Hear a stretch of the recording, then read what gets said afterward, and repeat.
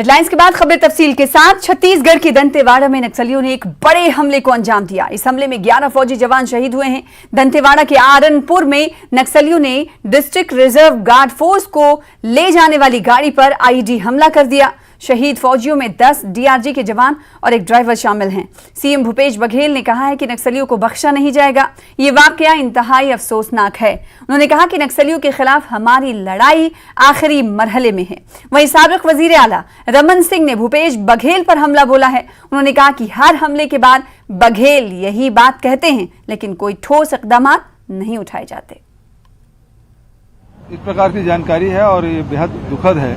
और मैं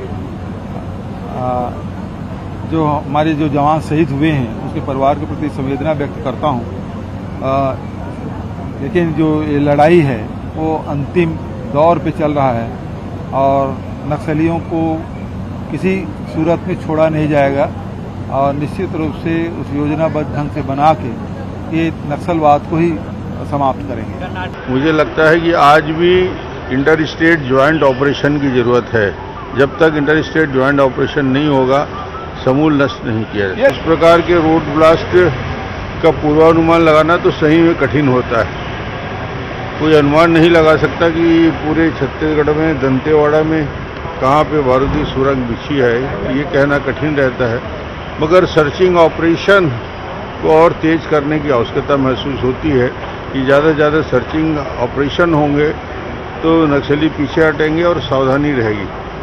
आप देख पा रहे हैं कि ये घटना स्थल है जहां पर आज माओवादियों के द्वारा प्लांट की गई एक आईडी की चपेट में एक वाहन आ गया जिसमें 10 जवान शहीद हो गए हैं। और जैसे कि आप देख सकते हैं कि उसके जहां आईडी ब्लास्ट हुआ ठीक लेफ्ट में ये निशान दिख रहा होगा आपको। ये दरअसल जो है माओवादी करीब जो है 100 से 100 मीटर दूर जो है वायर लगा के माओवादी जो है पहले से ही यहाँ पर बैठे हुए थे, घात करके बैठे थे। और जैसे कि आईजी बस्तर जो है सुनराज पी उन्होंने बताया कि यहाँ पर एक पास में गांव है जहाँ पर आमा त्योहार चल रहा था और आमा त्योहार के चलते जो है वाहन को वहां रोका गया गांव वालों के द्वारा। तो एक समय जो है माओवादियों को मिल गया। उसके बाद जो है एक स्पीड होती है अक्सर इलाकों में जब जवान गश्त पे निकलते हैं तो एक तेज रफ्तार से जो है वाहन चलता है ताकि नक्सल जो है किसी प्रकार की घटना को अंजाम नहीं दे पाए, इसलिए जो है तेज रफ्तार से वाहन चलाते हैं। लेकिन गांव में अहमद त्योहार था जिसके चलते वाहन का जो है स्पीड भी रुक गया था और गांव से करीब 1 से 1.5 किलोमीटर दूर माओवादी जो है यहाँ पर घात लगा बैठे थे। ये पेड़ और पेड़ के पीछे जो है ये आप देख पा रहे हैं कि ये पत्थर है और यहीं पर माओवादी जो है घात लगा बैठे थे। यहाँ पर निशान जो आप देख रहे हैं यहाँ पर जवानों ने जो है वायर और एक स्विच होता है जिस स्विच के जरिए जो है आईडी ब्लास्ट करते हैं उस स्विच को जो है जवानों ने यहाँ बरामद किया है। ये करीब जो है घटना स्थल से करीब 100 मीटर दूर है और जहां पर जो है ये स्विच बरामद किया गया है। हमारे पास में इस वक्त जो है जवान भी है, उनसे जानते हैं कि सर आप कुछ बोलेंगे सर? ये स्विच यहाँ पर था क्योंकि एक प्रोटोकॉल होता है, प्रोटोकॉल के तहत चलते जो है जवान जो है मीडिया में चर्चा नहीं करते। लेकिन जो हमको जानकारी मिली है ये घटना स्थल से करीब जो है 100 मीटर दूर एक पेड़ के पास में जो है एक स्विच था जहां पर माओवादी पहले से घात बैठे थे और जैसे ही जवानों को वाहन यहाँ पहुंचा तो उन्हें एक सिग्नल मिला होगा और सिग्नल के साथ ही जो है माओवादियों ने एक स्विच दबाया। स्विच के जरिए जो है भयानक आईडी ब्लास्ट हुआ जिसकी चपेट में 10 जवान आ गए हैं और एक वाहन चालक आ गया है। सतीश चांडक, न्यूज 18 दंतेवाड़ा। सदर जमहूरिया द्रौपदी मुर्मू ने दंतेवाड़ा में फौजी जवानों पर हमले की मजम्मत की है। सदर जमहूरिया ने कहा है कि मैं तमाम हम वतनों की तरफ से मुल्क के दिफा में अजीम कुर्बानी देने वाले बहादुर जवानों के अहले-खाना से ताज़ियत का इजहार करती हूँ। वहीं वज़ीर आज़म नरेंद्र मोदी ने भी हमले की शदीद मजम्मत करते हुए कहा कि बहादुर फौजियों की कुर्बानी को हमेशा याद रखा जाएगा। दूसरी जानिब मरकजी वज़ीर दाखिला अमित शाह ने भी छत्तीसगढ़ के वज़ीर आला भूपेश बघेल से बात की और इस वाक़े की बाद की सूरत हाल के हवाले से तफसीलात हासिल की। वहीं कांग्रेस लीडर राहुल गांधी ने दंतेवाड़ा में बुज़दिलाना नक्सल हमले में 10 डीआरजी जवानों और एक ड्राइवर की शहादत पर गम का इजहार किया। राहुल गांधी ने कहा कि इस मुश्किल वक्त में उनके सोगवार खानदानों के तय अपनी गहरी ताज़ियत का इजहार करता हूं। तमाम बहादुर शहीदों को मेरा सलाम और खिराज तहसीन। इसके अलावा दिल्ली के वज़ीर आला अरविंद केजरीवाल ने ट्वीट किया, छत्तीसगढ़ में नक्सलियों के हमले में हमारे जवान शहीद हुए हैं। ट्वीट करते उन्होंने कहा, केजरीवाल ने कहा कि नक्सलिज्म को कुचलने के लिए तमाम हुकूमतों को फौरी तौर पर सख्त कदम उठाने की जरूरत है। उन्होंने साथ ही कहा कि मैं शहीद फौजियों को खराज अकीदत पेश करता हूं। साबिक गवर्नर सतपाल मलिक ने धरने पर बैठे पहलवानों से मुलाकात की। इस मुलाकात में उन्होंने कहा कि मैं खिलाड़ियों के साथ हूं क्योंकि उनके साथ ज्यादती हुई है। खिंचवाते हो और ऐसा दिखाते हो जिससे आप ही ने जिता दिया हो और आज उनकी सुनवाई नहीं कर रहे हो, ये बहुत गलत बात है। सर, आज समर्थन देने की बात कही आपने, किस तरीके से कहा है कि खिलाड़ियों का सम्मान किया जाता है जब वो मेडल लेके आते हैं? बिल्कुल हम उनके साथ हैं, मैं ही नहीं सारा देश उनके साथ है और वो कामयाब होंगे। सर, मामला अब सुप्रीम कोर्ट में है, कैसे देख रहे हैं आप? मैं सुप्रीम कोर्ट में मुझे बहुत आस्था है और सुप्रीम कोर्ट फिक्स कर देगा। चलो भाई, बातचीत करने में मौजूद है। सर, किस तरीके से आप देखते हैं, आप यहाँ पहुंचे खिलाड़ियों का समर्थन करने के लिए? मैं खिलाड़ियों के साथ हूँ और इनके साथ जाती हो रही है। सर, कई लोग कह रहे हैं कि खिलाड़ियों पर जिस तरीके से वो मजबूर हैं दोबारा प्रदर्शन करने के लिए, अब तक ये मामला सुप्रीम कोर्ट में है। सुप्रीम कोर्ट तो फिक्स कर देगा इनको, जो लोग इनके साथ जाति कर। कहा जा रहा है सरकार जो भी सरकार के खिलाफ हर मुद्दे में आप साथ दे रहे हैं सरकार। सत्यपाल मलिक साहब तौर पर नजर आए खिलाड़ियों का समर्थन करते हुए, और जिस तरीके से उन्होंने कहा कि खिलाड़ियों के साथ गलत हो रहा है और हम खिलाड़ियों के साथ हैं, और यही वजह है कि सत्यपाल मलिक खुद यहां पर पहुंचे और खिलाड़ियों का उन्होंने पुरजोर तरीके से समर्थन किया। नई दिल्ली से कैमरामैन चंदन पटवा के साथ मैं रवि मिश्रा, न्यूज 18। दिल्ली के वजीर आला अरविंद केजरीवाल की सरकारी रिहाइशगाह पर 45 करोड़ के खर्च का इल्जाम लगाते हुए बीजेपी ने एहतजाजी मुजाहरा किया। यह एहतजाज सीएम की रिहाइशगाह के बाहर किया गया। नाराज बीजेपी के कारकुनान ने सीएम के खिलाफ नारेबाजी भी की। केजरीवाल हिसाब दो के नारे लगाए और बैरिकेडिंग तोड़ने की भी कोशिश की। इस मौके पर बीजेपी लीडरान ने कहा कि केजरीवाल ने दिल्ली की आवाम को लूटने का काम किया है। हमारी नुमाइंदा ने बीजेपी लीडर से बातचीत की है, आइए आपको दिखाते हैं। हमारे साथ बात करने के लिए मौजूद हैं बीजेपी विधायक ओपी शर्मा। सर, मुख्यमंत्री ने अपने घर का सौंदर्यकरण करवाया, उस पर जिस तरीके की सियासत देखी जा रही है, कहा जा रहा है कि 45 करोड़ रुपए खर्च किए गए, क्या कहना चाहेंगे? देखिए, एक व्यक्ति जो 2013 में दिल्ली आया अन्ना हजारे के आंदोलन से, जिसकी उत्पत्ति हुई और जो कि राजनीति में शुचिता की बात करता था और लोगों के ऊपर भ्रष्ट होने का आरोप लगाकर बड़े बड़े लोगों के पोस्टर लगाता था। घिसी हुई चप्पल, फटी हुई पैंट में घूमने वाला व्यक्ति जो ये कहता था मैं 2 और 3 कमरे के मकान में रहूंगा और राजनीति में शुचिता के साथ काम करूंगा, और ये कहता था कि शीला दीक्षित के टॉयलेट के अंदर एसी लगा हुआ है। वो व्यक्ति केवल सौंदर्यकरण के नाम पर 45 करोड़ के लगभग जो रुपए खर्च कर रहा है, ये जनता के मुंह पे एक तमाचा है। और लगता ये है कि ये भेड़ की खाल में भेड़िया है, जो दिल्ली की जनता के खून पसीने का जो टैक्स है उस टैक्स के साथ जिस प्रकार का ये उसको अय्यासी में जो खर्च कर रहे हैं, हम इसके कड़े शब्दों में निंदा करते हैं। सर, बीजेपी तो ये भी कह रही है कि जब कोरोना की दूसरी पीक में लोग ऑक्सीजन के लिए परेशान हो रहे थे तो ऐसे में सौंदर्यकरण करवाया जा रहा था, 3.5 लाख का एक पर्दा लगवाया जा रहा था। लेकिन राघव चड्ढा का कहना है कि पीडब्ल्यूडी ने कहा था कि ये पुराना घर है, इसको रेनोवेट कराना पड़ेगा, तो इसमें दिक्कत क्या है? देखिए, लोगों के घर अगर पुराने होते हैं तो 45 करोड़ रुपया उसमें लगता नहीं, एक बात। दूसरी बात, सबसे बड़ा जो जघन्य अपराध है, जब दिल्ली में बेड की कमी थी, दवाई की कमी थी, लोग तिल तिल मर रहे थे, ऑक्सीजन मिल नहीं रही थी, और केंद्र सरकार ने जो ऑक्सीजन दी उसको ट्रांसपोर्टेशन का व्यवस्था दिल्ली सरकार नहीं कर पा रही थी, उस समय 45 करोड़ अपने मकान पे लगाना और आबकारी की नीति भ्रष्टाचार वाली बनाना, तो ये दो जघन्य कार्य एक साथ केजरीवाल ने किए, तो ये आज उसकी कलई खुल चुकी है। और ये विकृत माओवादी मानसिकता के जो लोग हैं, ये भ्रष्टाचार में आकंठ डूबे हुए हैं, और हर डिपार्टमेंट में, किसी भी डिपार्टमेंट को यदि आप लेंगे, हर डिपार्टमेंट में भ्रष्टाचार चरम सीमा पर है। तो भारतीय जनता पार्टी का ये कहना है कि तुरंत प्रभाव से केजरीवाल को अपने पद से इस्तीफा दे देना चाहिए। 45 करोड़ रुपया दिल्ली के मुख्यमंत्री ने अपने घर के सौंदर्यकरण पर खर्च किया है, जब जनता ऑक्सीजन के लिए तरस रही थी। जो कहते थे कि मैं कुछ नहीं लूंगा, वो सब कुछ ले रहे हैं। ऐसे मुख्यमंत्री को अपने पद से इस्तीफा दे देना चाहिए। कैमरा पर्सन कार्तिक के साथ रचना, न्यूज 18 दिल्ली। कांग्रेस सदर मल्लिकार्जुन खड़गे ने कहा है कि वजीर-ए-आजम नरेंद्र मोदी हिंदुस्तान को विश्व गुरु बनाने के बुलंद बांग दावे करते हैं, लेकिन कतर में सजाए मौत का सामना करने वाले हिंदुस्तानी बहरिया के 8 जवानों को बचाने के लिए कोई पहल नहीं की।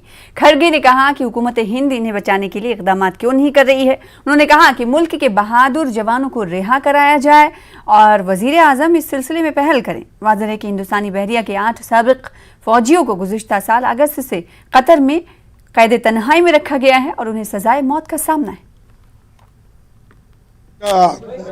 तो आरक्षण नहीं थे, मंडल कमीशन नहीं था, स्टेट में हावनूर कमीशन नहीं था।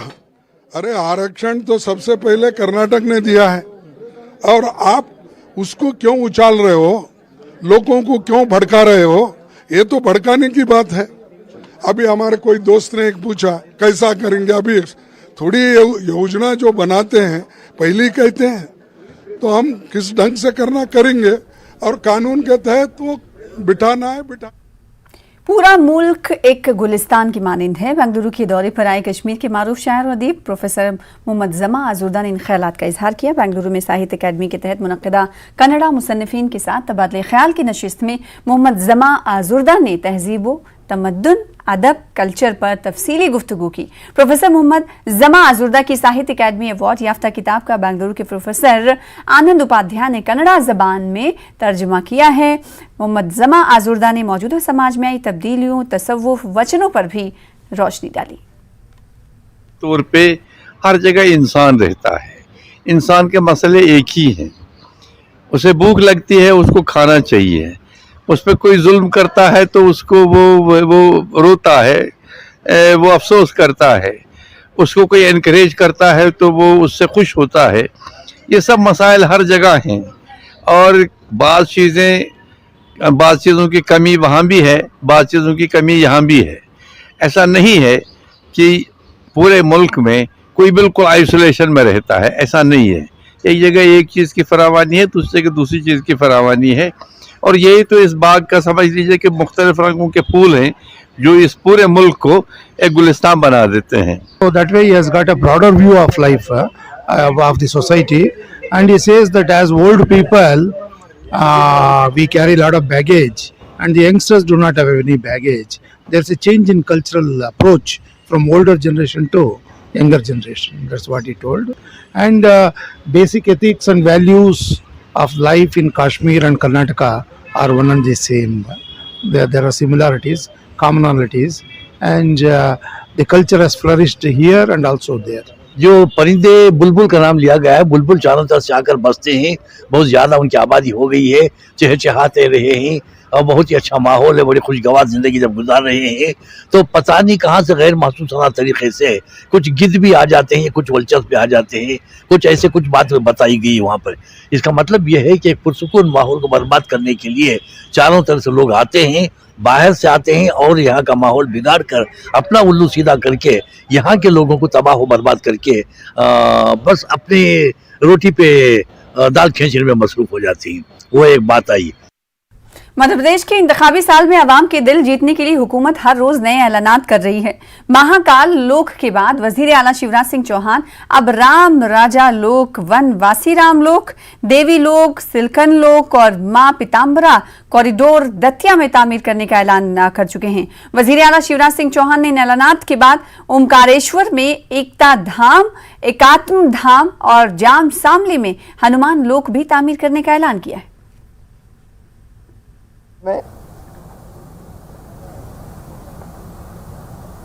भव्य कॉरिडोर का बनना हो, काशी कॉरिडोर हो या महाकाल महालोक हो।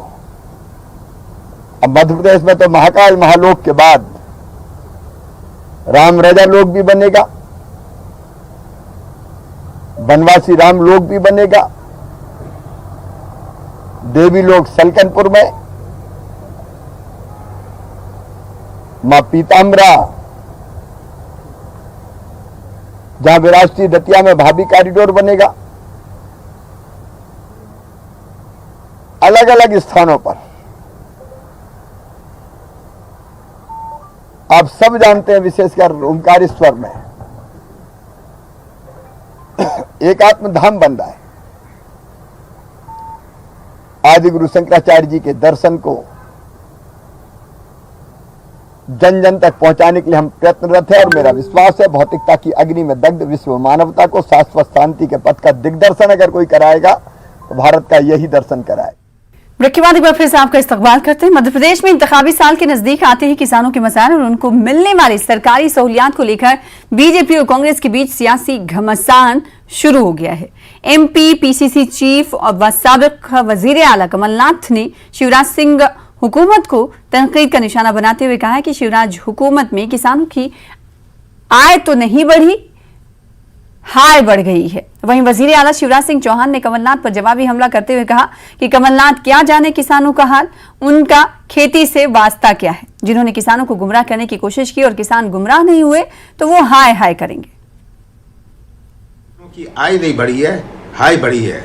अब किसानों की जो हाय है आपको बाय करने वाली है। शिवराज जी, जनता आपको पहले से ही झूठ की मशीन कहते हैं, लेकिन अब तो आपने प्रधानमंत्री को भी अपने झूठ में शामिल कर लिया। किसानों का कर्ज माफ बंद कर दिया, आपने किसानों का एमएसपी पर मिलते वाला बोनस बंद कर दिया, आपने 34 लाख किसानों को डिफॉल्टर बना दिया, आपने किसानों को बिजली महंगी कर दी, आपने किसानों को ओलावृष्टि का मुआवजा नहीं दिया। जाती रही भावना जैसी प्रभु देखी तिन तैसी, वो तो हाय हाय ही करेंगे। मैं अकेले रीवा का उदाहरण दे रहा हूं।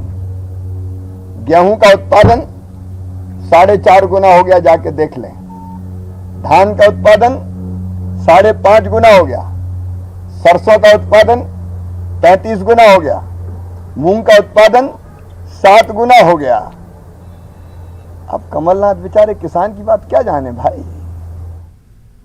जम्मू कश्मीर वर्कर्स पार्टी के सदर एडवोकेट जुनेद अहमद मीर ने सरकार से मुतालबा किया है कि लंबरदारों को बेदखल करने के हुक्मनामे पर नजरसानी की जाए। मीर ने कहा कि उन लंबरदारों ने मुल्क के लिए अपनी जानें कुर्बानी की हैं, लिहाजा उनकी कुर्बानियों को नजरअंदाज नहीं करना चाहिए, क्योंकि लंबरदारों ने पाकिस्तान की जानिब से चलाई जा रही मिलिटेंसी का डट कर मुकाबला किया। उन्होंने सरकार से मुतालबा किया कि लंबरदारों को सिलेक्शन की बुनियादों पर इंतखाब नहीं होना चाहिए, बल्कि जमहूरी तर्ज पर इंतखाब अमल में लाना चाहिए। नींव है, जो बेसिक फाउंडेशन है, वो जमहूरियत है। और ये जमहूरी निज़ाम के अंदर सिलेक्शन नहीं चाहते हैं, बल्कि इलेक्शंस चाहते हैं। और हमारी मौजूदा हुकूमत से यही गुजारिश रहेगी, खसूसन honourable lieutenant governor Manoj Sinha साहब से, कि अपना जो पॉलिसी डिसीजन है वो रिव्यू किया जाए। ये वो लोग हैं जिन्होंने 1980 से इस मुल्क के लिए अपनी जानें निशावर करी हैं। 1990 से इस मुल्क का परचम ऊपर रख के इस मुल्क का नाम रोशन किया है। आज इन लोगों के साथ अगर ऐसा सलूक किया जाएगा, ये जितने भी यहाँ पे नेशनलिस्ट्स है या पेट्रियट्स है, वो डिमोरलाइज फील करेंगे। मोहम्मदपुरा कुलगाम में अवामी सुनवाई पर मबनी जिला मेगा पब्लिक दरबार का इनेकाद अमल में लाया गया। इस प्रोग्राम में DC Kulgam doctor Bilal Mohiuddin, SSP Sahil Sarangal, मुतल्लिका अफसरान समेत मकामी लोगों ने शिरकत की। इस मौके पर कई अवामी मसाइल को मौके पर ही हल कर लिया गया।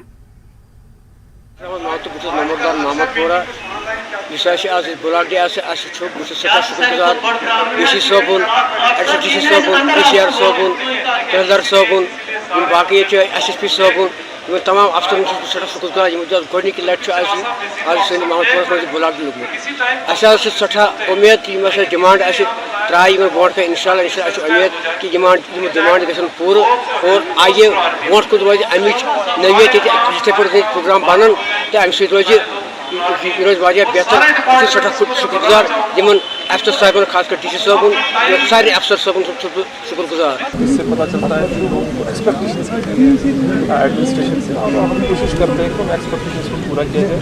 बहुत सारे मसले मसाइल को अजाला किया गया ऑन स्पॉट, जो कि ऐसे नेचर के एडमिनिस्ट्रेटिव नेचर के उनको आगे जाके गवर्नमेंट को लिखेंगे। और यूथ के साथ बड़ा इंटरेक्शन रहा और यूथ की कुछ डिमांड्स थी, चाहे पब्लिक लाइब्रेरी को हो, प्ले फील्ड्स की, इमीडिएटली उन पर एड्रेस किया गया और इसको प्लान बन ही रहा है, तो हम लोगों ने उनको प्लान एक्टिविटी में भी रखा हुआ है। फिलहाल इसी के साथ इस बुलेटिन में इतना ही। छोटे से ब्रेक के बाद देखिए कुछ और खबरें हमारे साथ। नमस्कार, आदाब।